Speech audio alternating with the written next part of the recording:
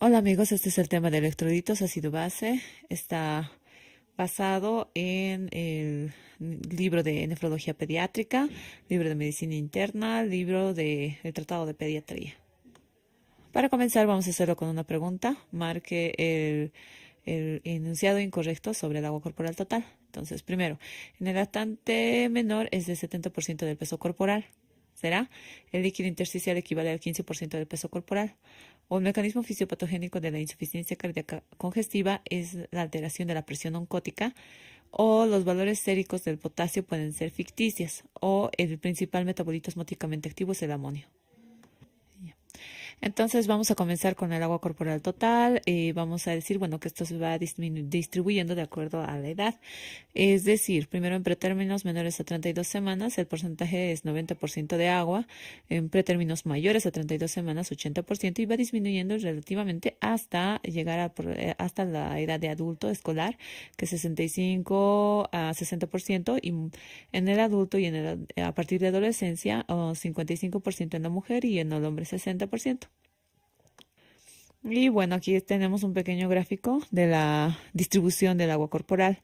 Primero, nuestro agua corporal va a tener dos partes, ¿no? Intracelular y extracelular. La parte intracelular es 30 al 40% del total y el extracelular 20 al 25%. Esto del total de agua corporal, ¿no? De la parte extracelular se divide en intersticial y en el plasma. El intersticial el 15% y del plasma 5%. Por otro lado, esto va a ir variando de acuerdo a la edad. Miren, como vemos, teníamos un buen porcentaje de agua corporal total en el nacimiento que va disminuyendo generalmente y más o menos hasta llegar a la altura de la adolescencia a los 12 años, va distribuyéndose de acuerdo si es varón o mujer, esto por la distribución de masa, músculo, grasa y demás. Entonces, el líquido, este es el agua corporal total, la curva del líquido intersticial, el líquido extracelular. Vale decir o tomar en cuenta que el líquido extracelular, bueno, se mantiene de 20 a 25%, el intracelular de 30 a 40% y el intersticial 15%. Una causa de alteración o acúmulo en el líquido intersticial es el edema, la insuficiencia cardíaca congestiva, enteropatía, pierde proteína, insuficiencia hepática, síndrome nefrótico y sepsis. Y bueno, hay que mencionar que para la manutención o la proporción de los líquidos corporales, pues necesitamos de las fuerzas de Stalin, ¿ya? Primero tenemos la presión, esto es a nivel del capilar, ¿no? A nivel de los capilares. Son la presión osmótica y la presión hidrostática. La presión oncótica, perdón. La presión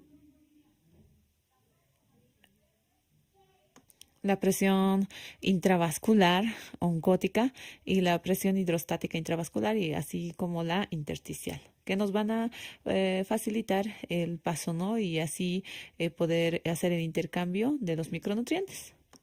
Vale decir que la presión hidrostática va a aumentar a nivel intravascular la presión de líquido. La presión oncótica más bien va a jalar líquido. Y así también en el intersticio. La presión hidrostática va a empujar y la presión oncótica va a jalar líquido. De ahí que tenemos estas patologías, el edema, la insuficiencia cardíaca congestiva, la glomerulonefritis aguda, que alteran estos mecanismos y nos proporcionan la clínica conocida ya.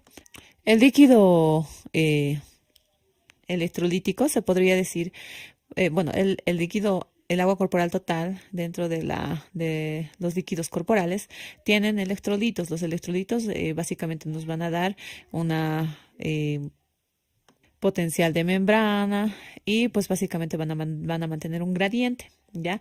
Esto pues nos va a facilitar porque son a partir de membranas semipermeables, como habíamos visto, ¿no? En la facultad, ¿no? A las membranas semipermeables, cómo va a pasar de un compartimiento a otro. Eso acorde a la presión osmótica, ¿no? Básicamente por los electrolitos que son sustancias osmóticamente activas que van a formar la presión osmótica.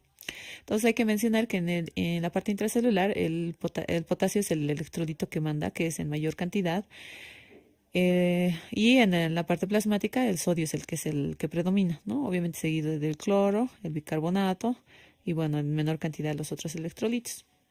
y las proteínas. Por otro lado, en la parte intracelular, los otros aniones y demás son pues los que predominan, ¿no? El fósforo, las proteínas, el bicarbonato, cloro, el sodio y el magnesio. ¿Qué es lo que va a hacer que esto se mantenga siempre así de diferente? Pues es nuestra proteína sodio potasio te pasa, que va a hacer que siempre haya la absorción de potasio y siempre haya un aumento de la concentración de sodio a la parte extracelular. Eso es lo que va a facilitar. Por ende, cuando estamos hablando del potasio, la validación, ¿no? No va a ser netamente estimada cuando se hace un control de laboratorio. ¿Ya? ¿Por qué? Porque una gran proporción de potasio va a estar dentro de la célula. Bueno, tenemos la osmolaridad, ¿ya? Cuya fórmula pues va a estar basada en electrolitos osmóticamente activos, ¿ya? Esta es nuestra fórmula, ¿no? 2 por sodio más la glucosa sobre 18. Esto vale decir que tiene solamente por la transformación de miligramos de ese litro por milimol por litro. Y el nitrógeno ureico sérico sobre 2.8, pues también por esa validación. Tenemos aquí un ejemplo, ¿no? De la membrana semipermeable. Tenemos una solución aquí concentrada y una solución diluida. ¿Qué es lo que va a pasar? La presión osmótica va a hacer que haya el paso por la membrana semipermeable de agua a la parte que es mayor concentrada. Entonces, básicamente en esto funciona todas las células. Ahora tenemos los dos aniones, ¿no? De sodio. Esto se va a tomar en cuenta en el caso de la hemodiálisis. Ahora, vale decir también que a nivel del riñón, cuando se realiza la diálisis, va a haber un descenso muy abrupto de la urea. Por ende, puede formarnos lo que va a ser el síndrome de desequilibrio. Y bueno, también hay que mencionar que tenemos la osmolaridad efectiva, que solamente se realiza con el 2 por sodio más glucosa sobre 18. Y esto nos va a dar un valor aproximado, básicamente para manejar pacientes que van a recibir o necesitan muchos líquidos hiperosmóticos, por así decirlo, el manitol, hipertónicas, que eso sirve para, en el caso, por ejemplo, de traumas craneoencefálicos con edema cerebral. Entonces de ahí vamos llevando esto porque tenemos que tener controles seriados y pues ahí nos damos cuenta. Bueno, tenemos la hiperglicemia que va a aumentar la osmolaridad plasmática y por ende va a diluir el sodio. Nos va a dar una falsa incremento de la osmolaridad plasmática. Entonces, la hiperglicemia es uno de los factores que nos van a alterar. Tenemos la fórmula del sodio corregido, ¿no? Cuando tenemos este problema en la que se tiene que pues realizar con el sodio medido más 1.6 por glucosa menos 100. Entonces este valor nos va a corregir aproximadamente cuánto realmente de sodio hay en sangre. Por otro lado, la osmolaridad, los osmoles no medidos van a formar el hiato osmolar, cuyo valor es hasta 10 miliosmoles, no 10 más menos 2, que vamos a ver más después, ¿no? Tenemos la pseudohiponatremia, cuyo alteración se va a dar por el aumento de lípidos o proteínas séricas, ¿ya? Dentro de estas también hay fórmulas para corregir estas que vamos a mencionarlas en un momento. Ahora, tenemos bueno, cuando estábamos hablando de osmoles no medidos, ya que van a formar el hiato osmolar. Hablamos de estas, en la diapositiva está muy abajo. Parte de los osmoles no medidos son el etanol, el etilenglicol, el metanol, sacarosa, sorbitol y manitol. Ahora, ya hablando de la pseudohipernatremia, cuando aumenta el sodio, esto es cuando vamos a tener disminución de las proteínas séricas. Esto podrían acordarse en el sentido de que acordamos de la presión oncótica, si tenemos disminución de las proteínas, ¿qué es lo que va a haber? Es como que van a estar, como que el líquido se va a perder, ¿no ve? Entonces, por ende, nos damos cuenta de que el sodio podría incrementar de forma paradójica, ¿no? No real. Ahora, la intoxicación por sal o uremia y nos va a dar una osmolaridad elevada, ¿ya? Pero no va a haber sobrecarga de volumen. Bueno, y pasamos a una pregunta. Nos vamos más bien a la respuesta de la pregunta, que es, bueno, el agua corporal total marca el enunciado incorrecto. Habíamos dicho, en el lactante es el 70% del peso corporal. Sí, eso es real. El líquido intersticial equivale al 15% del peso corporal. Eso también es, ¿no? Es, a mí, como habíamos visto, el mecanismo fisiopatogénico de la insuficiencia cardíaca congestiva es la alteración de la presión oncótica. Y los valores séricos del potasio pueden ser ficticios, esto habíamos dicho sí. Y bueno, el incorrecto es que el principal metabolito osmóticamente activo es el amonio. Pues en realidad no, el principal metabolito osmóticamente activo es el sodio. Ya hablando de la regulación de la osmolaridad a nivel cerebral, tenemos pues varios puntos de control de las mismas, comenzando desde la hipófisis, los osmorreceptores, ¿no? Los osmorreceptores van a estar alte- eh, van a estar muy estimulados cuando existen cambios de 1 a 2% incluso de osmolaridad. Aquí tenemos, pues, después de tener su estímulo, va a haber el estímulo de la formación de la hormona antidiurética y por ende va a actuar a nivel del túbulo colector para la liberación de las acuaporinas que van a rescatar agua, ¿no? De la orina y por ende, por eso es antidiurética. Entonces, él va a nivel del túbulo colector, por la activación del AMP cíclico, se va a liberar la acuaporina 2 que va a estimular la absorción de agua. ¿Ya? Y tenemos la regulación de la osmolaridad a nivel sistémico, ¿no? Donde tenemos la formación del angiotensinógeno, la conversión en angiotensina 1, a nivel de la superficie pulmonar y el endotelio renal, la formación de la enzima convertidora de angiotensina 2, y por ende la acción de la angiotensina 2 a nivel de la actividad simpática con vasoconstricción, la reabsorción tubular de sodio, potasio y la retención de bicarbonato. Tenemos el aumento de la secreción de aldosterona, que por el otro ciclo va nuevamente a aumentar la vasoconstricción a nivel de la, de la arteriola aferente. Después tenemos también la vasoconstricción arteriolar con aumento de la presión arterial y por ende estimuló también a la glándula pituitaria del lóbulo posterior para el incremento de la secreción de ADH y la absorción de agua. Entonces, básicamente todo esto nos va a dar una retención de sal y agua, el aumento del volumen efectivo circulante, el aumento de la presión de perfusión y el aparato de yuxtaglomerular. Bueno, y tenemos aquí patologías, ¿no? Que nos van a alterar la osmolaridad sérica, el síndrome de inadecuada producción de antidiurética, que no excreta suficientemente la cantidad de agua, la diabetes insípida central, donde no tenemos la hormona antidiurética en la central, y en la nefrogénica, que no responde a la hormona antidiurética. En estos casos podemos tener que la mínima osmolaridad va a ser de 30 a 50 miliosmoles.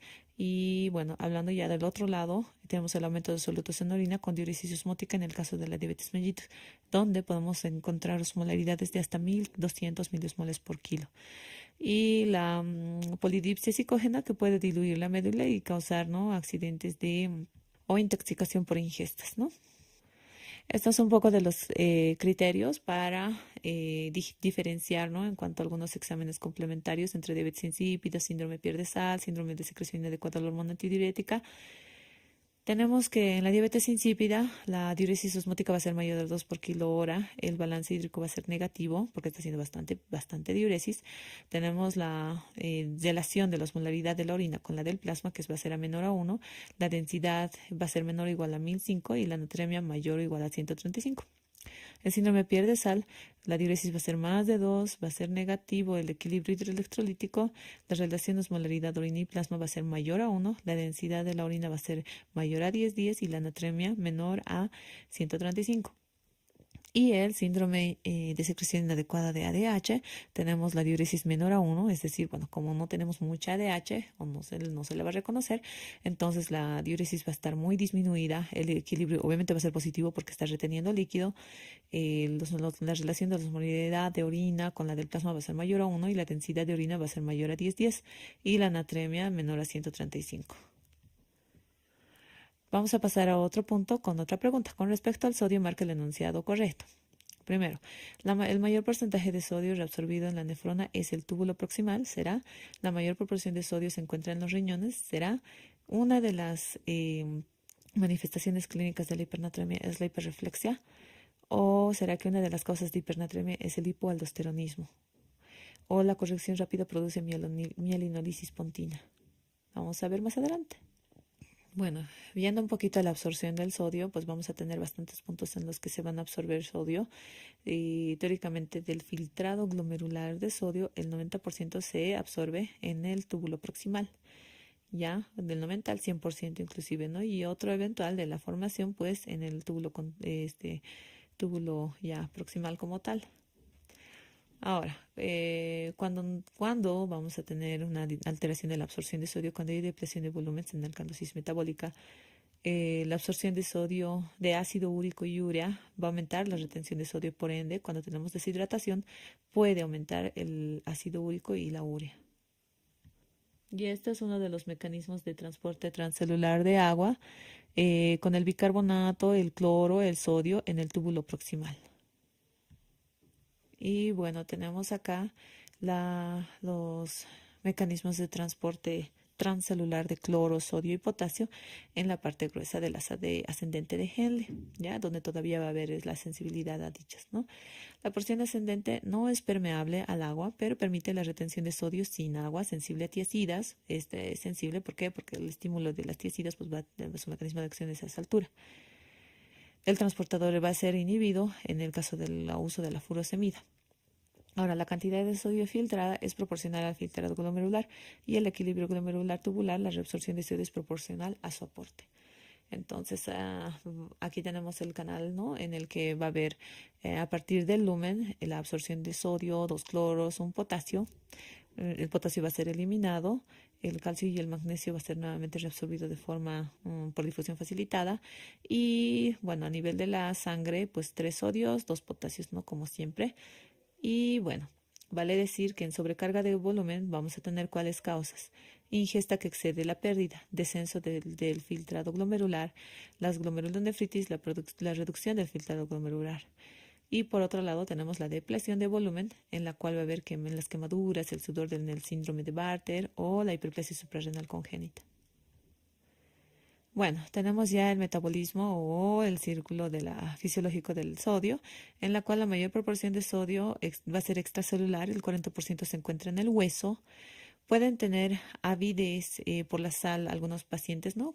En casos patológicos o inclusive la, la polidipsia psicógena. Luego, también por mala alimentación va a haber algún tipo de alteración. La lactancia materna generalmente tiene 7.000 equivalentes por litro y la fórmula maternizada entre 7 a 13, ¿no? La glicemia mejora absorción de sodio por cotransporte. Entonces, vale decir que, bueno, una vez que absorbemos el sodio, se elimina por el sudor aproximadamente entre 5 y 40.000 equivalentes y por las heces de 35 a 65. En este caso llama la atención mucho, ¿por qué? Porque por el sudor puede haber pérdidas excesivas y también por la diarrea, y que más adelante vamos a especificar cada una de ellas. Los valores normales de sodio en sangre son 135 a 145. Esto va a ser un poco, tal vez, modificable por el equipo que se utilice, ¿ya? Bueno, de acuerdo a valores, ¿no? Van a ser menos de 135 es hiponatremia. Y más de 145 es hipernatremia, ¿ya? Más de 150 incluso, ¿no? Y 135 es hiponatremia. Pasando a lo que es la hipernatremia, tenemos, bueno, las causas se van a dividir en 3 partes, ¿no? Uno en el exceso de sodio realmente, el otro en el déficit de agua y el otro en el déficit de agua y sodio. Ya la hipernatremia se va a dar, por ejemplo, en el caso de hiperaldosteronismo, fórmulas lácteas, exceso de bicarbonato de sodio, ingesta de agua y administración de solución salina hipertónica. En estos casos sí esperamos un exceso de sodio. Ya vale decir que en el hiperaldosteronismo se va a asociar cuando hay hipernatremia, edema, hipertensión arterial, hipocalemia y acidosis metabólica. Por otro lado, el déficit de agua, tenemos la diabetes insípida, central o nefrogénica, el aumento de pérdidas insensible en caso de prematuros, uso de luminoterapia y demás, la falta de acceso al agua o adipsia. Por otro lado, tenemos el déficit de agua y sodio, en el que va a haber pérdidas gastrointestinales, diarreas, cuadros enterales, pérdidas cutáneas por el sudor o quemaduras. Esto es importante porque si hay alteración de la barrera o la principal barrera de impermeabilidad, pues vamos a tener bastante pérdida. Y las pérdidas renales por el uso de diuréticos osmóticos, la fase poliúrica de la necrosis tubular aguda, diuresis postobstructiva. Ya, y vale decir que la osmolaridad urinaria va a ser más de 100 y 100, no, 1000 miliosmoles por kilo y un volumen urinario bajo con retención de sodio. Menor a 20 va a ser una excreción o fracción de excreción menos de 1. Entonces, y ahorita vamos a especificar un poquito a qué vamos con esto. Esto básicamente se utiliza para una fórmula. Y bueno, tenemos de otras causas también la diabetes insípida nefrogénica, que causa pérdidas masivas de agua y orinas diluidas. El recién nacido pretérmino por pérdidas insensibles elevadas, como les iba diciendo, y la diarrea es hipotónica, la pérdida de líquidos más que sodio, ¿no? Y la fase poliúrica de la glomerulonefritis, que bastante sí nos hace perder el líquido. En cuanto a las manifestaciones clínicas, vale decir, tenemos los pacientitos, ¿no? Cuando hay mala técnica de lactancia, ¿qué es lo que va a pasar? Nuestro paciente se va a poner histérico, va a tener datos de deshidratación, y puede tener convulsiones, ¿no? Si mientras más neonatos es y más alteraciones hidroelectrolíticas tiene, puede tener cualquier tipo de alteración.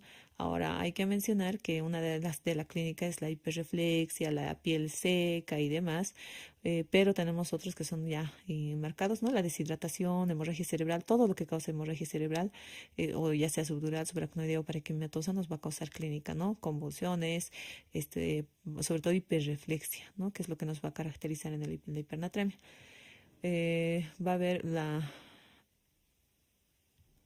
Puede haber mielinolisis igual fontina central con manifestación clínica, el ictus, la trombosis del seno dural, la trombosis de la vena renal por hipercoagulabilidad. Y bueno, la fisiopatogenia por el que se va a producir la trombosis del seno dural o cualquier tipo de hemorragia, pues ¿qué va a hacer? Simplemente que como en el líquido tenemos, digo, en la sangre hay bastante cantidad de sodio, ¿qué va a hacer? Por la membrana semipermeable va a jalar líquido y el líquido va a salir de la célula neuronal. Por ende, pues es como que más o menos el cerebro se encoge y al encogerse va a despegar parte de los vasos. Por ende, es que los vasos más sensibles son los que van a romperse y ocasionar algún tipo de hemorragia. Para el tratamiento, pues vamos a dividirlo entre moderada y severa. Cuando es moderada tenemos los valores de 146 y 155 y si es severa mayor a 155 mil equivalentes. Ahora, también hay que mencionar que una vez que tenemos bastante hipernatremia, lo que va a hacer el cerebro va a formar algo como idiosmoles que va a hacer que el cerebro entre en coma o convulsiones. El objetivo de la corrección de la hipernatremia es corregir el sodio menos de 12 mil equivalentes por litro cada 24 horas o a una razón de 0,5 mil equivalentes litro hora. Si se corrige rápido, si se corrige rápido, podemos realizar o nosotros ocasionar un edema. Y si tenemos edema y ya tenemos datos de neurológicos, se debe realizar una corrección rápida con hipertónica al 3% para la remisión del cuadro. La deshidratación es una de las consecuencias, ¿no? Entonces, cuando tenemos un paciente con deshidratación, lo primero que hay que hacer es hidratarlo antes de tener los laboratorios, porque no vamos a esperar a tener los laboratorios y eventualmente, pues, la hidratación va a ser generalmente la que nos va a ayudar incluso con el pese a que la solución salina hipertónica tiene altas cantidades de sodio y estamos hablando de hipernatremia, pero la deshidratación básicamente es nuestra causa de la hipernatremia y si nosotros corregimos la deshidratación, corregimos la hipernatremia. Obviamente cuando ya tenemos un valor después de haber realizado el primer manejo y estamos con hipernatremia, pues nada, simplemente hay que hacer el manejo, ¿no? Y obviamente teniendo los nuevos resultados. Por otro lado tenemos la fórmula, ¿no? Del déficit de agua, esto es para la corrección de hipernatremia. El déficit de agua es igual al peso corporal por 0,6, esto 1 menos 145 o el sodio actual, ¿ya? Y bueno. Se debe corregir entre 3 a 4 ml por kilo peso, nos va a dar un mil equivalente de corrección y no tiene que superar los 145, ¿no? Por otro lado, tenemos el líquido con pérdida de agua pura, pueden requerir líquido más hipotónico, es decir, una dilución del 1 en 5 de solución salina fisiológica. Si es por intoxicación de sodio grave, va a haber diálisis, o menos grave, podemos dar diuréticos. Si no tenemos respuesta a la misma, entonces tenemos que usar diálisis porque probablemente ya tenemos un cuadro asociado a falla renal. Ahora, la hiperglucemia resultante de la hipernatremia no suele ser un problema y no se trata con insulina para evitar edema. Entonces, ¿qué es lo que básicamente hacemos? Los idios molis, ¿no? Habíamos dicho, entonces primero corregir lo que vemos, ¿no? Y no le hacemos porque básicamente los idios molis van a ser la formación secundaria de la hipernatremia. Bueno, ya pasando a la hiponatremia son valores menores a 135, ¿no? Y la clasificamos en leve de 130 a 135, moderada de 125 a 129 y severa es cuando es menos de 125 miliequivalentes por litro. Ahora, vale decir que también tenemos en este caso una pseudohiponatremia. ¿Cuándo hay una pseudohiponatremia? Primero, cuando hay aumento de proteínas y lípidos en sangre. Ya, y esto es artefacto de laboratorio nada más. Por otro lado, tenemos en el caso de el aumento de proteínas o lípidos, son el mieloma múltiple, infusión endovenoso de proteínas, translocacional o dilucional. Después tenemos la hiperosmolar, que va a ser el desplazamiento del agua del líquido intracelular al extracelular, y la hiponatremia verdadera o hipotónica, que es de osmolaridad baja. O sea, aquí tenemos, ¿no?, una clasificación con las causas. Cuando tenemos un líquido extracelular bajo más hiponatremia, tenemos por causa probable la gastroenteritis, como decíamos que había una buena pérdida por las heces, ¿no?, del sodio, por la piel o sudor, quemaduras. Esto también puede estar dentro de estas, la fibrosis quística. En el tercer espacio, pérdidas al tercer espacio, el sodio urinario menor a 20, nos va a decir que es un LEC bajo. Las pérdidas renales, diuréticos, diuresis, esto quiere decir que se está eliminando mucho sodio de forma rápida, ¿no? Fase poliúrica de la necrosis y demás. Y por ende, el síndrome perdedor de sal central, la acidosis tubular de tipo 2, la insuficiencia suprarrenal, la alcoholisis metabólica van a tener un sodio urinario mayor a 20. Ya, ahora, vale, vamos con la hiponatremia con líquido extracelular normal en el síndrome de secreción inadecuada de la ADH. ¿Ya? Porque en este caso simplemente no está orinando el paciente. Por ende, el líquido se llena y por ende la cantidad de electrolitos osmóticamente activos es menor. La polidipsia psicógena es otra causa, el hipotiroidismo y el déficit de glucocorticoides. Cuando tenemos hiponatremia con líquido extracelular alto, tenemos con expansión intersticial, depresión intravascular, cirrosis hepática, con expansión intersticial e intravascular de insuficiencia renal. Y bueno, ya yendo a las causas, habíamos dicho, cuando son diarreas víricas, aproximadamente nos van a dar una pérdida de sodio de 50.000 equivalentes litro, ¿no? Y esto va a ser por la producción exagerada de ADH, ¿no? Y bueno, el sudor va a ser el déficit de aldosterona, el pseudohipoaldosteronismo y el secuestro del tercer espacio van a ser otras causas principales. La pérdida extrarrenal con una excreción de sodio menor a 10 y una fracción de excreción de sodio mayor a 20 nos va a dar en el caso de una acidosis tubular renal de tipo 2, en la que va a haber un aumento de la excreción de bicarbonato y de sodio. Tenemos la hiponatremia inducida por el ejercicio, esto por la pérdida del sudor, ¿no? Pero esto pues por la pérdida excesiva de agua y esto generalmente en maratones. Obviamente si tenemos el antecedente pues hay que considerarlo. Y también tenemos el trastorno del sistema nervioso central. Esto básicamente tiene mucha relación con la neurohipófisis, ¿no? Se podría decir infecciones, hemorragias, trombosis, incluso causas pulmonares como asma, trombosis, tumores malignos, el uso de 3,4-metil dioximetilfetamina y los anticonvulsivantes. ¿Qué es lo que va a pasar cuando tenemos un descenso muy agudo de los niveles? Podríamos ocasionar, o podrían ocasionar, perdón, herniación del tronco y va a formar una clínica caracterizada por convulsiones, anorexia, vómitos, letargo, hiporreflexia, convulsiones, depresión respiratoria y coma, y los calambres musculares y debilidad. Y entonces, bueno, para los criterios diagnósticos de síndrome de secreción inadecuada antidiurética, tenemos la ausencia de enfermedad renal o cualquier otra patología que pueda atribuirse el trastorno, la deshidratación, osmolaridad urinaria mayor a 100, osmolaridad sérica menor a 280, sodio en orina mayor a 30 y la corrección de la pérdida de sodio y de la hiponatremia mediante la restitución de agua. ¿Ya? Pero ya pasando específicamente al diagnóstico de la hiponatremia como tal, ¿qué es lo que tenemos que tomar en cuenta? Primero, si tenemos la osmolaridad, ¿no? La osmolaridad si es normal o elevada, tenemos que buscar otros datos. ¿Por qué estaría elevada la osmolaridad? Primero, hiperglicemia, administración de manitol, postrestricción transuretral, pseudohiponatremias o hipernatremias, hiperproteinemias, ¿no? Como les había dicho. Y la osmolaridad, si fuera disminuida, en estado hipoosmolaridad, hay que medir la osmolaridad urinaria también, ¿no?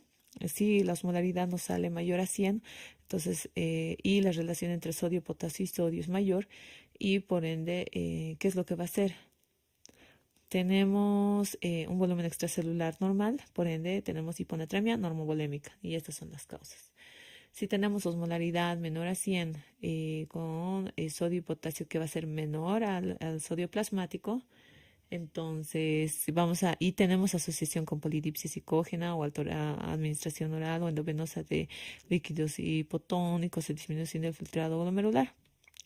Entonces, vale decir, pues ya, esto pues ya se llena solamente en estas cosas si es que fuera así, pero si en el caso de que volviendo a la osmolaridad mayor a 100 y tenemos un volumen extracelular bajo, tenemos la hiponatremia hipovolémica. ¿Ya? Dentro de ellas, pues vamos a dividirlas de acuerdo a las pérdidas renales o extrarrenales.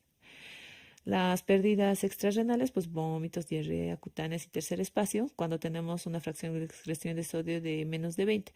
Pero si tenemos más de 20, quiere decir que son pérdidas renales netamente. Entonces, los causas pueden ser usos de diuréticos, nefropatías, bicarbonaturia, cetonuria, diuresis osmótica.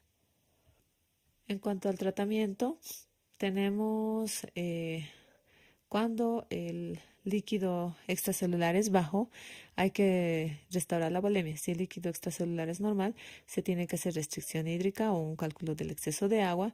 Y el líquido extracelular alto, entonces hay que ver el uso de diuréticos. Entonces, vale decir, pues nos puede decir fisiopatogénicamente la hiponatremia, nos va a dar hipoxia y nos va a dar daño cerebral y por ende la clínica que se conoce, ¿no? Y bueno, la duración de los síntomas y la duración y la presencia nos van a dar el uso del tratamiento o la indicación. Y hay que tomar en cuenta, ¿no? Si hay clínica neurológica, se puede dar un bolo de solución hipertónica para evitar una corrección rápida. Y en caso de corrección rápida de hiponatremia, entonces podemos ocasionar una mielinolisis pontina. Hay que evitar corregir el sodio más de 12 miliequivalentes o más de 18 en 48 horas, ¿ya? El uso de desmopresina, la solución hipertónica al 3% se puede utilizar a 1 ml por kilo peso, va a aumentarnos 1 miliequivalente por litro y se puede indicar entre 4 a 6 horas, 4 a 6 ml por kilo al 3% si hay síntomas agudos. Si no hubiera síntomas agudos, ¿no? Se puede hacer basales elevados, ¿no? Los basales, ¿no? Lo normal, ya habíamos dicho que del sodio para administración en manejo de líquidos es de 1 a 3 y se puede utilizar, digamos, entre 3 hasta 5 incluso se puede utilizar por kilo peso en niños menores de 2 años. La albúmina baja, entonces si tenemos la causa, entonces hay que, pues generalmente tienen buena respuesta a los diuréticos y se puede administrar albúmina para corregir la hipoalbuminemia.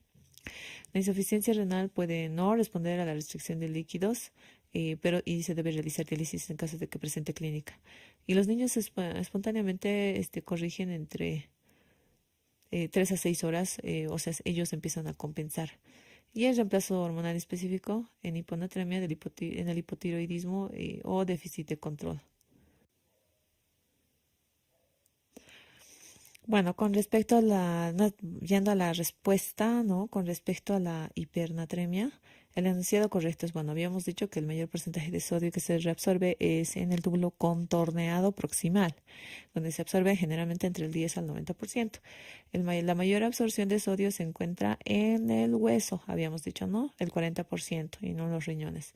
Una de las manifestaciones clínicas de la hipernatremia sí es la hiperreflexia, les había dicho, y una de las causas de hipernatremia no es el hipoaldosteronismo, en realidad es el hiperaldosteronismo, porque el efecto de la aldosterona es a nivel de la nefrona en el vasito o la vénula eferente o la arteriola eferente, ¿no? Y pues básicamente va a causar como vasoconstricción y va a hacer que se absorba mucho más sodio. Entonces la hipernatremia es con hiperaldosteronismo.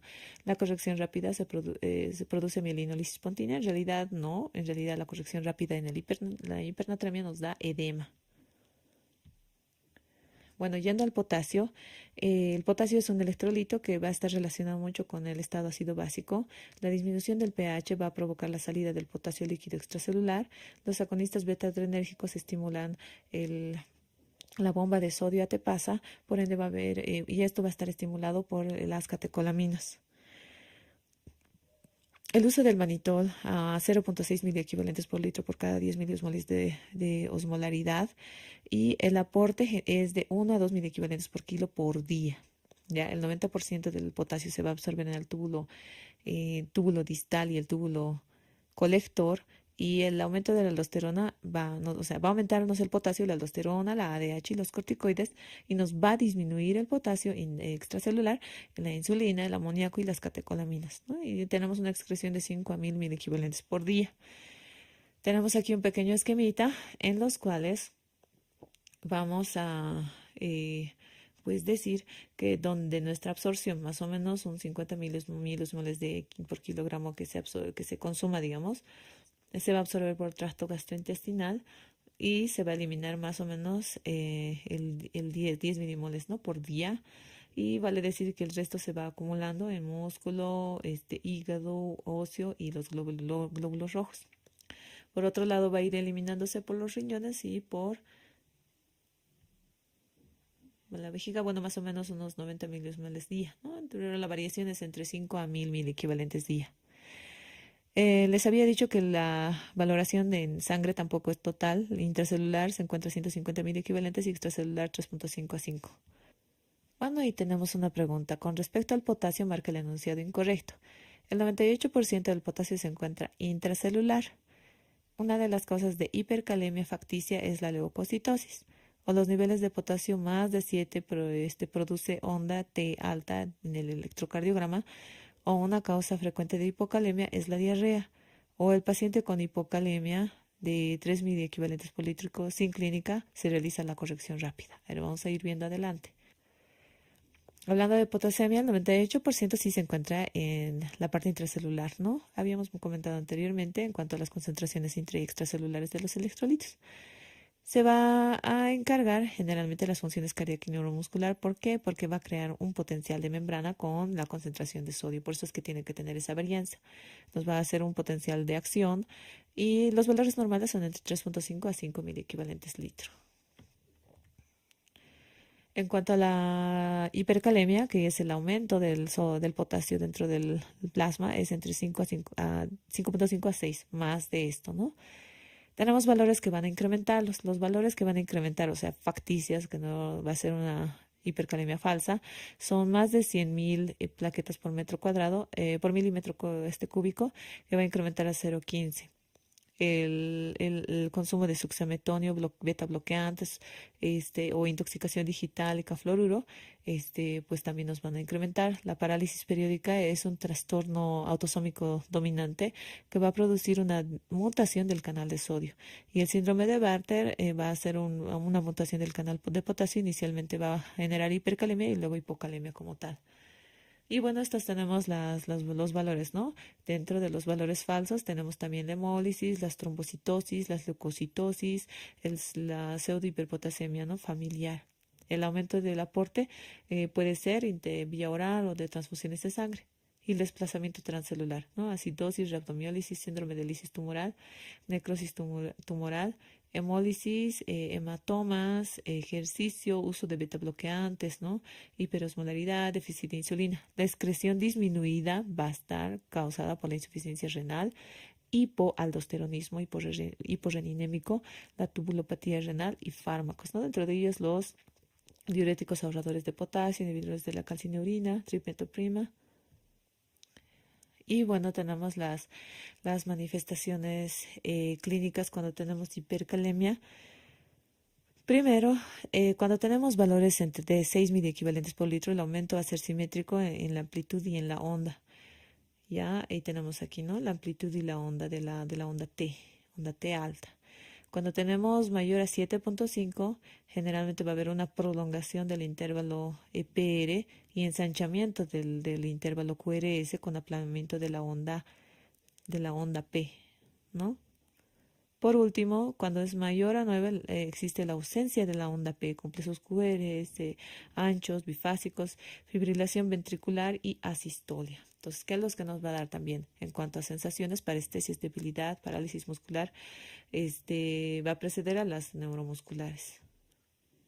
El diagnóstico va a ser de esta forma, ¿no? La historia clínica, ingesta, va a depender de la ingesta, por eso hay que hacer una buena anamnesis y los factores de riesgo, ¿no? De otras patologías. El laboratorio que vamos a realizar son, obviamente, creatinina, NUS, la valoración ácido-base, ¿no? Para hacer un buen diagnóstico, pues teniendo todos estos valores se puede sacar la excreción diaria de potasio en 24 horas, la excreción fraccionaria de potasio, ya con una fórmula del potasio urinario sobre potasio plasmático dividido entre la creatinina urinaria y la creatinina plasmática por 100. Entonces los valores pues los vamos a ver aquí para poder ver hasta dónde va esto, ¿no? El, el rango normal de nuestro gradiente transtubular, que es de nuestra fórmula, es de 5 a 15. Una excreción normal es mayor a 10 y el defecto de la excreción renal es menor a 8. Entonces vamos, tenemos un potasio de 5.5 y dentro de ellas tenemos nuestro, nuestro aclaramiento, ¿no? ¿Qué va a ser? Si va a disminuir la excreción de potasio, tenemos una falla renal aguda, ¿no? Cuando asocia a disminución del aclarado renal, del aclaramiento. Tenemos el aumento de potasio que nos va cuando tenemos esto, ¿no? Que tenemos exceso de suplemento de potasio, transfusión de sangre reciente o lisis tumoral. Por otro lado, cuando tenemos un aclaramiento mayor a 15, se podría decir que puede ser por la aldosterona baja, en la cual, ¿qué es lo que va a pasar? Vamos a tener una renina baja y por ende estas van a ser nuestras causas. Si tenemos renina normal o alta, pues estas son nuestras causas. Y si tenemos aldosterona elevada, pues estas son nuestras causas. Para el tratamiento va a depender de la sintomatología y los cambios del electrocardiograma cuando es más de 6.5. Entonces, si tenemos un factor de riesgo o la medicación, pues tenemos que atacar ahí como primer plano del tratamiento, ¿no? Entonces, ¿cuáles son nuestros objetivos? Remover el potasio corporal. Segundo, estabilizar la membrana celular. Tercero, inducir desplazamiento transcelular. Por otro lado, tenemos y bueno, en parte del tratamiento tenemos todas estas drogas, se podría decir, comenzando por el gluconato de calcio, que la indicación va a ser cuando hay hipercalemia sintomática y su mecanismo de acción es estabilizar la membrana celular. El bicarbonato, por su lado, va a ayudar en caso de que tenemos pacientes con acidosis metabólica, va a movilizar el potasio hacia el interior de la célula. La glucosa más insulina va a ayudar en caso de hipercalemia sintomática, va a estimular la captación celular de potasio y los agonistas beta 2 la indicación es en hipercalemia sintomática y van a estimular la captación de potasio. Y esas son las dosis, los mecanismos de acción y sus acciones adversas frecuentes. Por otro lado, bueno, tenemos la furosemida que también se puede utilizar cuando tenemos función renal conservada, va a eliminar el potasio del organismo y se puede utilizar a una dosis de 1 a 2 miligramos kilogramo dosis cada 6 e incluso cada 12 horas. Pero sus efectos adversos son contra los otros electrolitos. Las resinas de intercambio se puede utilizar en hipercalemia asintomática y elimina el potasio del organismo con intercambio de calcio. En pacientes con insuficiencia renal y anuria, la expansión del volumen extracelular y la acidosis metabólica es necesario diálisis, ¿no? Uno de los criterios de diálisis es hipercalemia con hiperazoemia, ¿ya? Y alteración del estado general, ¿no? Y por otro lado, tenemos la hipocalemia, ¿no? La hipocalemia, pues son valores por debajo de 3 o 3,5 de potasio, pero bueno, se clasifican tres, ¿no? Leve de 3 a 3,5, moderada de 2,5 a 3 y severa menor a 2,5. Dentro de ellas, pues tenemos bastantes causas, ¿no? Causas de hiponatremia. Una de las causas falsas es la leucocitosis. Otras son los desplazamientos transcelulares en cuanto al uso de insulina, alcalemia, agonistas betadrenérgicos y, bueno, algún medicamento que tenga su acción sobre la ATP, sodio y potasio te pasa.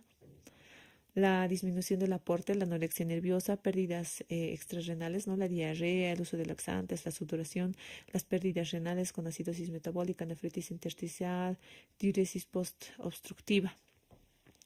La pérdida urinaria de, en la acidosis tubular renal nos da con acidosis momentánea. Los vómitos o aspiración gástrica nos van a perder entre 10 miliequivalentes por litro de cloruro de hidróxido, digo, de ácido clorhídrico. Ya, por ende va a haber pérdida este, de sodio y potasio. Después tenemos la diarrea congénita perdidera de cloro, que es autosómica recesiva y va a producir la alcalosis metabólica y con eso pues nuestra hipocalemia. El síndrome de East es una patología autosómica recesiva con mutación del canal de potasio, riñón, oído interno y cerebro. Y vale decir también la parálisis periódica hipopotasémica, que es un trastorno autosómico dominante que va a caracterizarse por la captación aguda de potasio. Tenemos las manifestaciones clínicas que van a ser principalmente neuromusculares, cardíacos y renales, porque habíamos dicho que su acción básicamente del potasio es a nivel de la neuromuscular, ¿ya? Y bueno, todo lo que tenga que ver con contracciones musculares o fibras musculares. Podríamos decir neuromusculares. El músculo esquelético, la debilidad muscular, las mialgias, parálisis, rhabdomiólisis, el músculo liso, constipación, íleo, retención urinaria, o las neurológicas, hiporreflexia tendinosa o parestesias. En los cardíacos va a haber hiperpolarización de las células con trastornos de conducción y ritmo cardíaco. El segmento ICT va a estar deprimido, va a haber una T difásica y una U prominente, una onda U. Las causas renales, bueno, dentro de las manifestaciones renales tenemos la polidipsia primaria, poliuria, alteración de la capacidad de concentración urinaria produciendo una diabetes insípida nefrogénica y si es crónica va a causar lesión renal, nefritis intersticial y quistes renales. Luego tenemos, bueno, pasando al diagnóstico, ¿cómo hacemos el diagnóstico? Primero hay que hacer una historia clínica detallada. Hay que hacer en el examen físico tomar en cuenta siempre, ¿no? El estado pondoestatural, la presión arterial, si hay edemas, alteraciones neuromusculares, en el laboratorio el potasio, urea, creatinina, trastornos ácido-base, glicemia, sodio, magnesio, calcio y fósforo. Y pues nuevamente nuestra formulita, ¿no? El gradiente transtubular y la excreción fraccional, ¿no? Con las determinaciones urinarias y plasmáticas de potasio.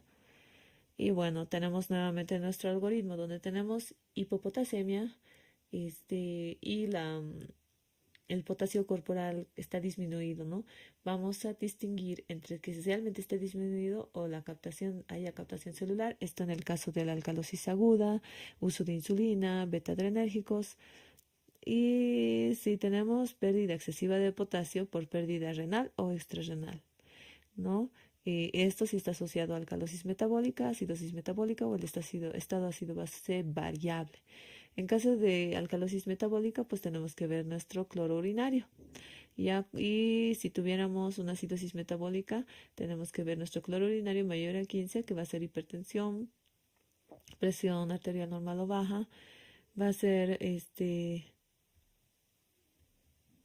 si tenemos actividad renina plasmática menor a 0,5 o mayor a 0,5, donde pues vamos a finalizar, llegar a nuestro diagnóstico, ¿no? Incluyendo la eh, desoxicorticosterona, ¿ya?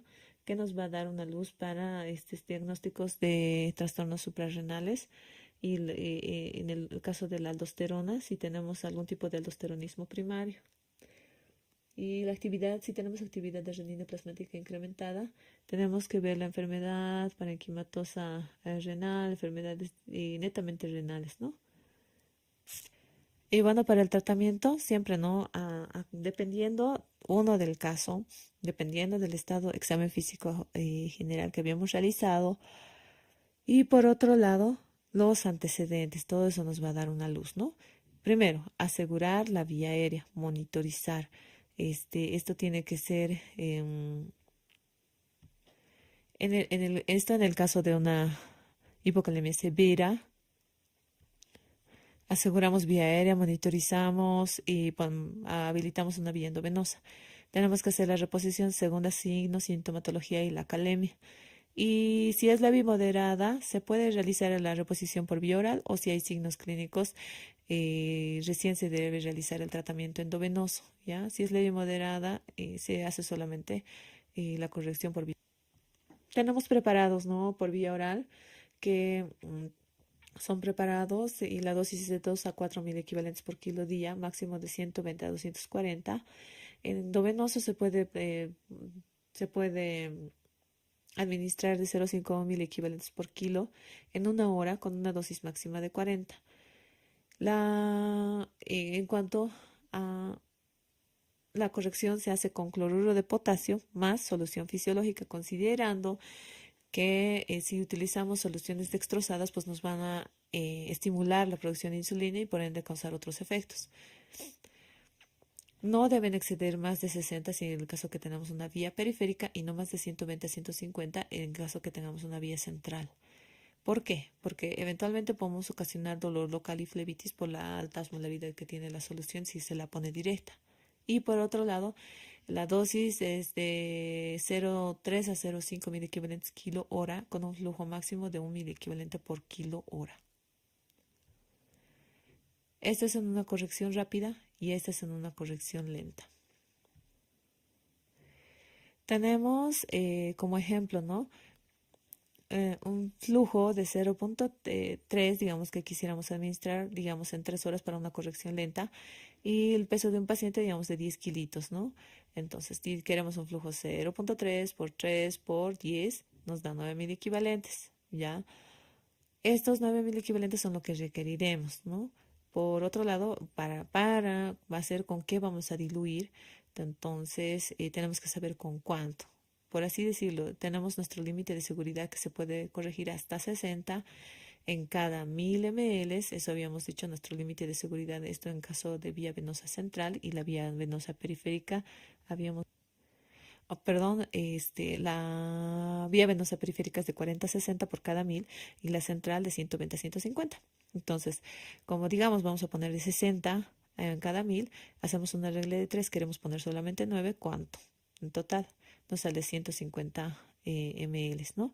Entonces, tenemos que poner en cloruro de sodio 150 ml más nuestro cloruro de potasio que va a ser a 3. Esto es considerando que las ampollas de cloruro de potasio vienen al 10%, o perdón, al 20% y pues se hace, ¿no? la conversión 100, 20.000 equivalentes, ahí en 100 ml, entonces ¿cuánto son 9.000 equivalentes? Y pues sale 13 ml. Y bueno, entonces nuestra indicación es, bueno, y aquí tenemos la conversión, ¿no? 3.000 equivalentes de potasio hay en 1 ml, 9 va a haber en 3 ml, ¿no? Más o menos esta relación es la que tienen, ¿no? Aunque dependiendo mucho de la concentración y dependiendo de la farmacia. Pero tenemos ahí a la mano, entonces solamente son reglas de 3.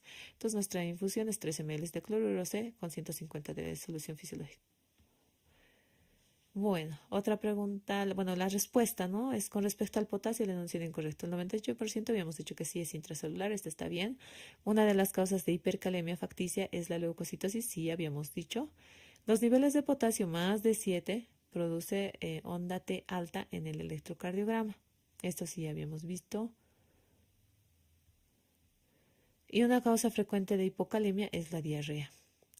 Y un paciente con hipocalemia de 3 sin clínica se realiza corrección rápida. Esta sería una hipocalemia leve y como no tiene clínica, se realiza una corrección, se puede realizar la corrección por vía oral y no debería ser rápida. Ya yendo con el magnesio es un electrolito que no tiene actividad osmótica importante, sin embargo, su importancia radica en su función. Ya eso va a hacer estabilizar la membrana y la conducción nerviosa, no va al lado del calcio. Sus valores normales son entre 1.5 a 2.3 miligramos por decilitro y el 25% es intercambiable, ¿no? Ingresa en los alimentos, se absorbe, pasa al plasma, se distribuye en huesos, músculos y orina. En orina, el 30% va a ser eliminado totalmente, esto con la hormona de crecimiento y la ADH. Y la que va a ayudar a la reabsorción del magnesio es la hormona, la paratormona y la calcitonina, ¿ya? Y pues básicamente en los huesos se encuentra aproximadamente un 30 a 50 por ciento y en orina un 50 a 60% y el resto se va absorbiendo. Una de las causas de hipomagnesemia y yendo a los trastornos son la diarrea, trastornos renales y entre varios, ¿no? Escaso aporte, síndrome del hueso hambriento, administración de insulina, pancreatitis, crecimiento intrauterino retardado. En cuanto a la hipocalemia, las manifestaciones son, primero, como es una causa de hipocalcemia, por disminución de la paratormona, nos va a causar tetania, trousseau, convulsiones. Y en el electrocardiograma lo que vamos a ver es enfrentamiento de ondas T y prolongación ST. En el diagnóstico debemos que ver la fracción de excreción del magnesio, que va a ser menor a 2%, y esto de causa extrarrenal y de causa renal más del 10%. La relación magnesio urinario y creatinina urinaria va a estar aumentada o disminuida, de acuerdo a eso es que nos vamos a guiar para el tratamiento. Esta es la fórmula en la relación del magnesio urinario y plasmático y pues con el aclaramiento de creatinina, ¿no? En cuanto al tratamiento, el tratamiento es con sulfato de magnesio, 25-50 miligramos por kilo, a 0,05 a 0,1 mililitros por kilo peso, en solución al 50%. La dosis va a ser de 8 a 12 horas en recién nacidos. La hipermagnesemia, la fisiopatología va a ser por laxantes, enemas, antiácidos, la enfermedad renal crónica, hipercalcemia, hipocalciuria familiar asocia a cetoacidosis. Además, en cuanto a las manifestaciones clínicas, se van a presentar a partir de 4.5 miligramos de cilitro. Se inhibe la liberación de acetilcolina en la unión neuromuscular. Por ende, va a haber hipotonía, hiporreflexia, debilidad, vasodilatación. En el electrocardiograma vamos a ver prolongación del PR, QRS, QT y más de 15. Y él va a haber bloqueo a este nivel y va a exacerbar con aminoglucósidos. El diagnóstico se va a realizar en recién nacido. Tenemos que tener mucho uso juicioso con insuficiencia renal. El tratamiento cuando hay función renal normal, se elimina el exceso con hidratación y diuréticos. Y en otros casos que son graves, exsanguínea transfusión. El gluconato de calcio se puede utilizar y cuando hay manifestaciones neurológicas y cardíacas graves. Y esto a fin de quelar, digamos, el magnesio, ¿no? Y la estabilización de la membrana. Y bueno, hablando del fósforo, el fósforo tiene, en la dieta generalmente se puede absorber o obtener 1400 miligramos. Ya dentro de ellas, entre la absorción y la excreción, en las heces se van a encontrar aproximadamente 500. Esto es en adultos, ¿no? Por ende, la mayoría se va a ir para la formación ósea, 350 miligramos, una reabsorción ósea, de la resorción ósea se va a obtener el fósforo 350 miligramos, en el riñón la reabsorción de 6100 y la excreción generalmente 900, ¿ya? Ahora, el 65% del fósforo se encuentra en los fosfolípidos, el 1% en el plasma y el resto del hueso e intracelular, el 80% divalente y el resto monovalente. Él va a mantener un pH 7.4 y va a variar en la edad por el crecimiento, ¿no? Tomando aquí los niveles de fósforo sérico en la infancia de 0 a 5 días, de 4.8 a 8.2, y tanta la diferencia que de 12 a 15 años entre 2.9 a 5.4. La hipofosfatemia, bueno, va a ser un descenso leve y transitorio de fósforo en el plasma. ¿Qué es lo que va a pasar? Primero la glucosa va a liberar insulina, va a llevar, eh, va a llevar de la parte intracelular y el fósforo. La anorexia, la fibrosis quística, la enfermedad de Crohn, quemaduras, abandono, infección crónica o inanición nos van a ocasionar hipofosfatemia. Por otro lado, la alcalosis respiratoria, porque va a internalizar el fósforo. eh, Tumores significativos, utilización de potasio, la enfermedad de Fanconi, esto va a provocar pérdida de bicarbonato, fósforo, aminoácidos y ácido úrico. La enfermedad de Dent por pérdida renal específica de fósforo. Entonces, bueno, las causas de hipofosfatemia, desplazamientos transcelulares, las mismas, ¿no? De los otros electrolitos también, la disminución del aporte, las pérdidas renales y multifactorial. La hipofosfatemia. En cuanto a sus manifestaciones clínicas, cuando tenemos un fósforo de 1 a 1.5 recién vamos a presentar clínica, ¿ya? De la cual va a haber hemólisis, disfunción de los leucocitos, rhabdomiólisis, disfunción cardíaca y síntomas neurológicos. En cuanto al diagnóstico, dependiendo mucho de una historia clínica adecuada, el estado nutricional, fármacos y trastornos familiares. Vamos a ver también en el laboratorio acidosis metabólica, glucosuria, anuria, ácido úrico bajo, ¿no? Y en cuanto al tratamiento, en hipofosfatemia leve no requiere tratamiento, pero si tenemos un fosfato sódico de 0.08 a 0.16, o sea, se puede corregir con fosfato sódico o potásico endovenoso y vía oral también hay, ¿no? De 2 a 3 milimoles, ¿no? Pero generalmente cuando hay una alteración y es leve y no sintomática, pues no se hace mayor manejo. Lo que sí hay que suprimir los antiácidos quelantes. Tenemos la hiperfosfatemia, que una de las causas es la insuficiencia renal, la liberación intracelular, el sodio hipoparatiroidismo, aumento de reabsorción de sodio y de fósforo. Las causas de la hiperfosfatemia son, en cuanto a desplazamientos celulares, el síndrome de lisis tumoral, rhabdomiólisis, hemólisis, cetoacidosis, el aumento del aporte, enemas o laxantes, leche de vaca, tratamiento de la hipofosfatemia, intoxicación por vitamina D y la excreción disminuida con insuficiencia renal, hipoparatiroidismo, pseudo-hipoparatiroidismo, acromegalia, hipertiroidismo o calcinosis tumoral con hiperfosfatemia. En cuanto a las manifestaciones clínicas, va a estar asociado a hipocalcemia. Esto va a ser de acuerdo a una relación que se hace entre el calcio y el fósforo más de 70. Lo que nos va a dar son conjuntivitis, sensación de cuerpo extraño, hipoxia por calcificación pulmonar y nefrocalcinosis. Y en cuanto al diagnóstico, te debe realizar siempre, ¿no? La función renal creatinina NUS y con todos los electrolitos para ver la asociación que pueda tener. Y hay que ver también que no tengan enfermedades crónicas asociadas. El desarrollo postnatural es un excelente punto o parámetro para poder diferenciar si se encuentra algo relacionado, ¿no? A la pérdida o a la ganancia, un déficit de excreción del fósforo. El tratamiento, restricción de la dieta. Si tenemos la función renal alterada y otras connotaciones, se hace diálisis y quelantes de uso de quelantes de fósforo. Tenemos en cuanto al mantenimiento y la reposición, los líquidos endovenosos para niños que no pueden ser alimentados por vía enteral. En el caso, por ejemplo, de pacientes que van a ser intervenidos quirúrgicamente, están en ayuno, tienen de repente alguna patología en la cual quieren proteger en cuanto a descanso intestinal, que es lo que llamamos, ¿no? La terapia líquida no aporta generalmente en cuanto a electrolitos o elementos como el calcio, fósforo, el magnesio ni bicarbonato, porque teóricamente todos ellos pues se pueden obtener de forma interna.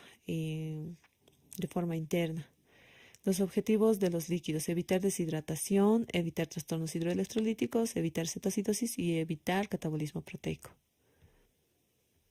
Entonces, una pregunta. La deshidratación en niños es muy frecuente debido a sus causas gastrointestinales, siendo necesario valorar el grado de deshidratación. Así tenemos a 1. La deshidratación de lactantes, una pérdida del 5 a 10% representa la deshidratación moderada. ¿Será que en pacientes con deshidratación grave hay ausencia de lágrimas, anuria y taquicardia? ¿Será que el niño sediento, inquieto, con enoftalmos y perfusión cutánea normal tiene una deshidratación leve? La diuresis es un signo muy importante para determinar el grado de deshidratación, o todos son correctos. Para ya hablando del agua de mantenimiento, vale decir, tiene que haber un equilibrio en cuanto a la ingesta y la pérdida de líquidos. La ingesta de líquidos, el agua, los contenidos en los alimentos, pues todo eso se va a sumar y las pérdidas tienen que ser casi iguales, ¿no? En cuanto a lo eliminado. Las pérdidas de agua por pérdidas insensibles que generalmente incluyen las pérdidas por sudor, por las heces, la respiración, la piel, ¿no? El sudor, el sudor y las heces son pérdidas sensibles porque las podemos ver, las pérdidas insensibles son por las que no las podemos ver, la respiración y la piel, por ejemplo, y el sudor, bueno, desde insignificativos, las heces aproximadamente 200 y la mayoría de lo que se pierde es por la orina, ¿no? Cuyos datos, bueno, para la orina sacamos algo que nosotros llamamos la diuresis horaria, cuyo valor normal es de 1 a 3 mililitros por kilo peso hora en menores de 10 kilos y de 12 a 80 mil ml por metro cuadrado hora en el caso de más de 10 kilitos o más de 10 kilitos. Por otro lado, bueno, tenemos aquí los datos, ¿no? El método para tener un cálculo de volumen aproximado de mantenimiento, es decir, sin que el paciente esté deshidratado o no tenga ningún trastorno, pues es de 0 a 10 kilitos de 100 ml por kilo peso, de 11 a 20 kilitos de 1000 a más 50 ml por cada kilogramo, esto después de los siguientes 10 kilitos. Y más de 20 kilos tenemos 1500, digamos, todo acumulado, más 20 ml por kilo por cada kilo, más de 20 kilos. Ya, esto, por ejemplo, se podría decir, digamos, en un paciente que pesa 17 kilos, primero tenemos de los 10 a 100 ml por kilo, sería en total 1000, ¿verdad? No 1000.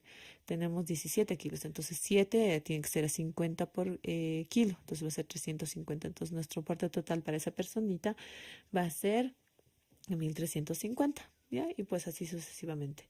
La composición de las soluciones, bueno, en cuanto a qué solución vamos a elegir, pues básicamente es de acuerdo a cada patología, ya de acuerdo a de dónde está perdiendo o qué nosotros presumimos que está perdiendo. Por ejemplo, bueno, tenemos primero las composiciones, ¿no? De las soluciones ya conocidas, el fisiológico que tiene 154.000 equivalentes de sodio y cloro y el salino fisiológico, digamos, a la mitad, que son 77.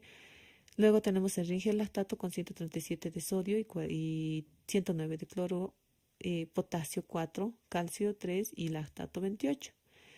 Entonces, bueno, básicamente estas son las composiciones y vamos a ir eligiendo de acuerdo a qué composiciones tiene y a qué patología nos estamos enfrentando. Ahora, se puede estimar el peso, el 50 del percentil del peso corporal para talla límite, y el límite superior para líquidos es de 2.4 litros en 24 horas. Por otro lado, tenemos la osmolaridad, ¿no? Normal es de 285 a 295 miliosmoles por kilo. Y las afecciones pulmonares o del sistema nervioso central, podemos utilizar dextrosa, ¿no? O glucosado al 5%, más pues, potasio 90 por cada 1000 ml. Si es un paciente de quirófano, generalmente se puede hacer solo con fisiológico o con rigelactato, ya que solamente estaríamos manteniendo la volemia. Y hay que monitorizar estrechamente el peso, diuresis y los electrolitos para los trastornos. Tenemos las variaciones del agua y los electrolitos de acuerdo al mantenimiento. En cuanto a los ajustes del agua de mantenimiento por piel, las causas generalmente en neonatos, el calor radiante, fototerapia, y en otros niños, pues sudor, quemaduras, ¿no? Y la incubadora también en neonatos. Los pulmones, la taquimia, la traqueostomía, o sea, casos de neumonía y demás, pues sí nos van a dar pérdida de agua, o el uso de ventilador humidificado nos van a dar disminución de las necesidades de agua. Por otro lado, tenemos el tracto gastrointestinal. Las causas son diarrea, vómitos, aspiración nasogástrica. ¿Ya? Y bueno, en este caso pues no tenemos causas que disminuyen las necesidades de agua. Tenemos la fuente renal, la poliuria nos hace aumentar, ¿no? Las necesidades de agua, y las que nos disminuye son la oligoanuria y la anuria. Y bueno, en cuanto a varios, el drenaje quirúrgico y la migración al tercer espacio son causas de pérdida de agua, y las de disminución de pérdida son el hipotiroidismo. Tenemos la reposición mediante fluidoterapia, con el sodio de 55, potasio 25, bicarbonato de 15. Y la reposición de las pérdidas mantenidas, destroza al 5% con 30.000 equivalentes de bicarbonato y 20 de potasio. Hay que reponerle por las heces ml por ml cada 1 a 6 horas. Es decir, si tuviéramos un flujo fecal muy elevado, es decir, un neonato o un lactante, por ejemplo, con rotavirus, el rotavirus generalmente nos hace dar flujos altos fecales con deposiciones, imagínense que rebasen el pañal por cada hora o por cada media hora, pues en estos casos pues hay que reponer. Tenemos, en cuanto a la fluidoterapia, los vómitos o pérdidas nasogástricas. La composición media del líquido gástrico es aproximadamente sodio 60, potasio 10 y cloruro 90. La reposición de las pérdidas mantenidas, solución fisiológica más 10.000 equivalentes de cloruro de potasio y las pérdidas ml por cada ml por cada 1 a 6 horas. En cuanto al déficit de líquidos en general, tenemos la deshidratación leve, deshidratación moderada y deshidratación grave. La leve es cuando en lactantes son de pérdida de 5% y 3% en un niño mayor o un adulto. La moderada de 5 a 10 en lactantes y de 3 a 6 en un niño mayor o adulto. Y mayor a 10 en lactantes y mayor a 6 en un niño mayor o adulto. ¿Ya? Tenemos, bueno, en la de leve, el pulso es normal, disminución de la diuresis, puede haber un poquito, ¿no? De sediento y la exploración física normal. La moderada, hay taquicardia ya, diuresis escasa o nula, irritabilidad o letargo, ojos y fontanela hundidos, disminución de las lágrimas y mucosas secas.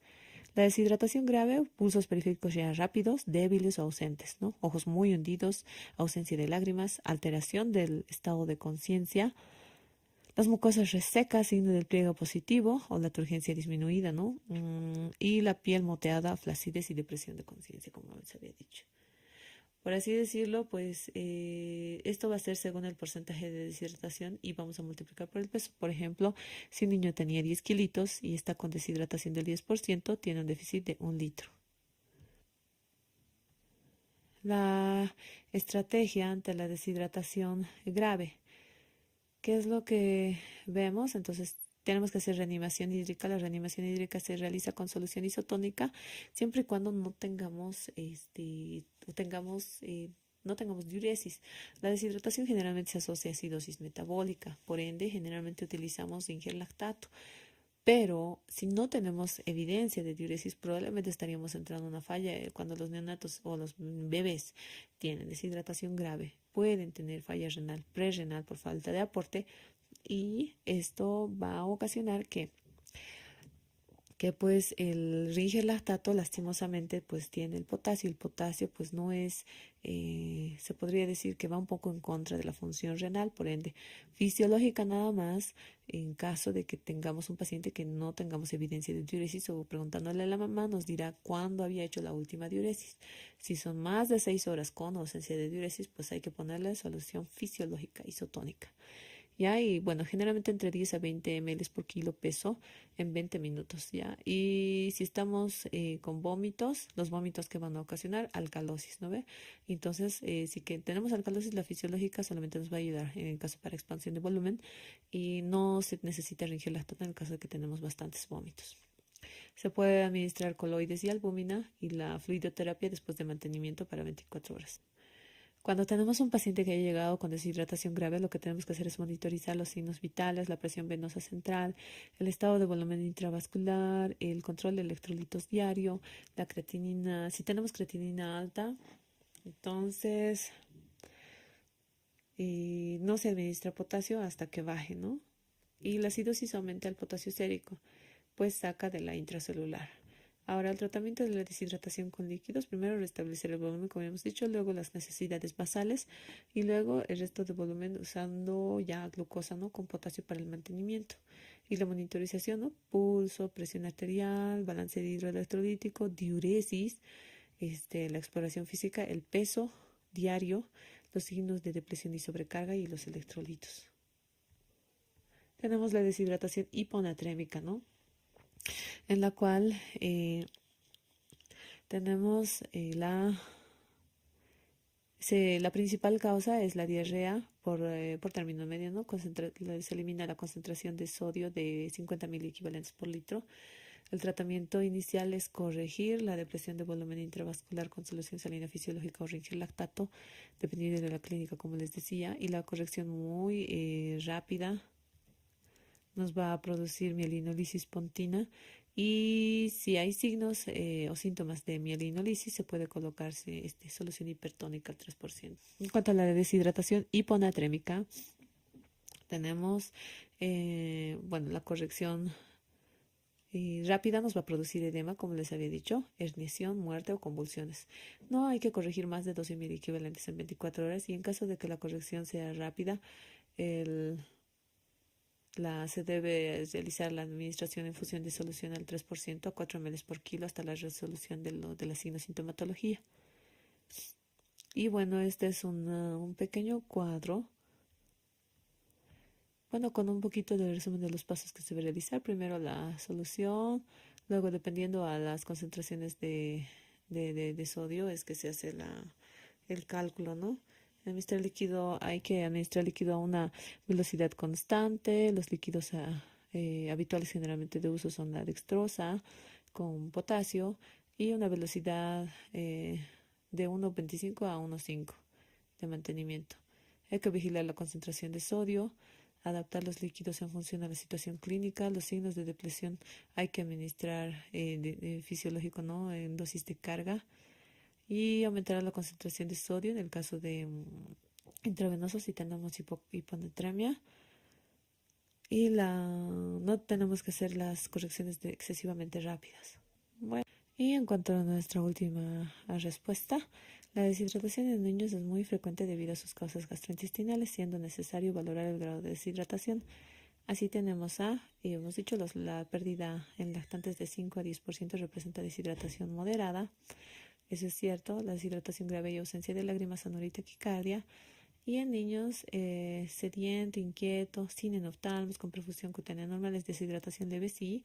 Y la diuresis es un signo importante para determinar el grado de deshidratación, es correcto. Entonces todos son correctos. Y bueno, esa es la primera parte de electrolitos y todavía falta la parte de ácido base. Gracias.